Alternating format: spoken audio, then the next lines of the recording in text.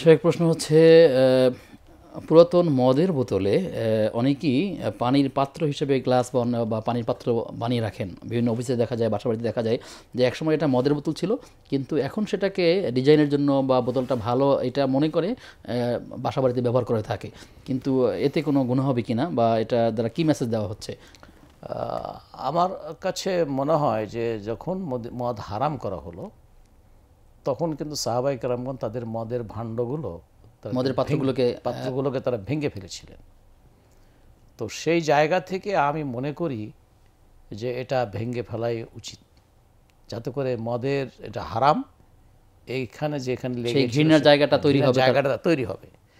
একেবারে আমার কাছে মনে হয় যেটা হয়তো আরও একটু চিন্তা করলে বা আর একটু মানে স্টাডি করার সুযোগ হলে তখন এগুলো যে এটাকে যদি সেইভাবে যেমন কেউ যদি আমরা জানি যখন নাপাক জিনিস যদি আমার কোনো পাত্রের মধ্যে থাকে সেটাকে পরিষ্কার করার জন্য যে শরীয়তের বা ইসলামের যে পদ্ধতি আছে সেই পদ্ধতি ব্যবহার করে যদি ওটাকে পরিষ্কার করা যায় তাহলে সেটাকে ব্যবহার করা যায়। কারণ আমরা জানি যে লোয়াউল কাল্ব, কুকুরের এবং কুকুর মুখ দিয়ে কোনো পাত্র যদি দেয় তাহলে সেটাও কিন্তু নাপাকি হয়ে যায়, কিন্তু হওয়ার পরেও সেটাকে ধুইতে হয় কতবার, 7 বার জানি আমরা, প্রথমবার অথবা সর্বশেষবার মাটিটাও একটা পরিষ্কার করার কথা বলা আছে। তো সেই জায়গা থেকে এখানে কোনো একটু ফ্লেক্সিবল আছে কিনা এটা আমার কাছে মনে হয় স্কলাররা আরও একটু ভালো করে সিদ্ধান্ত দিতে পারে, অথবা আমরা আরেকটু চিন্তা করে হয়তো। তবে প্রাথমিকভাবে এটি তো এমন হতে পারে যে যেমন ধরুন যে কেউ যদি বাসায় ব্যবহার করে, এটি হয়তো তিনি কখনোই মদ পান করেননি, কিন্তু মদের পাত্রে যদি এটা দেওয়া থাকে ওই ব্যক্তি সম্পর্কে মানুষের দৃষ্টিভঙ্গিটা নেতিবাচক হতে পারে, যে তার বাসায় এটা দেখা গেল অথবা তার টেবিলে দেখা গেল। সবগুলোই হচ্ছে এটা ব্যবহার না করার পক্ষে যুক্তি।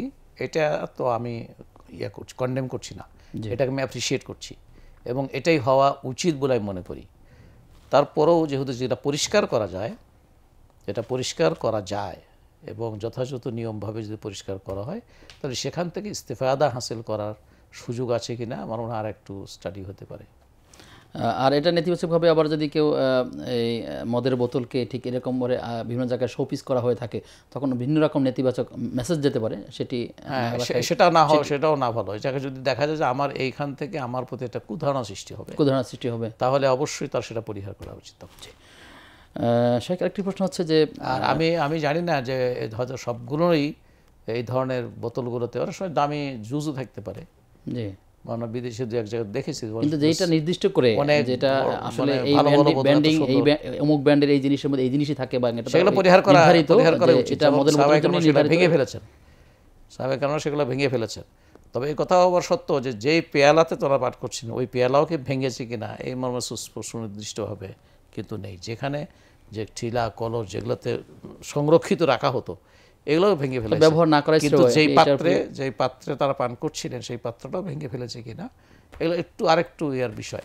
তবে অ্যাজ এ প্রিন্সিপাল আপনি যে সকল বিষয়গুলো দৃষ্টিকোণ করলেন, যেখান থেকে আমার বাসায় যদি আমি একজন আমার বাসায় যদি এই ধরনের শোপিসে আমার যদি দেখা যায় এরকম যেগুলোকে মানুষ মদের বোতল হিসেবে চেনে আছে, তখন একটা ব্যাড ইমপ্রেশন, একটি ভুল বার্তা মানুষের কাছে যেতে পারে মানুষের মধ্যে। সুতরাং সেই জায়গা থেকে সেটাকে বাদ দেওয়াই ভালো। যে মুহূর্তে আমার অন্য অন্য পাত্রগুলো আছে, এমন না যে শুধু এই বোতলগুলাই, বিকল্প যেহেতু অনেক পাত্র রয়েছে, বাদ দেওয়াই ভালো। আপনি ঠিকই বলেছেন, এটাকে পরিত্যাগ করাই ভালো। জি।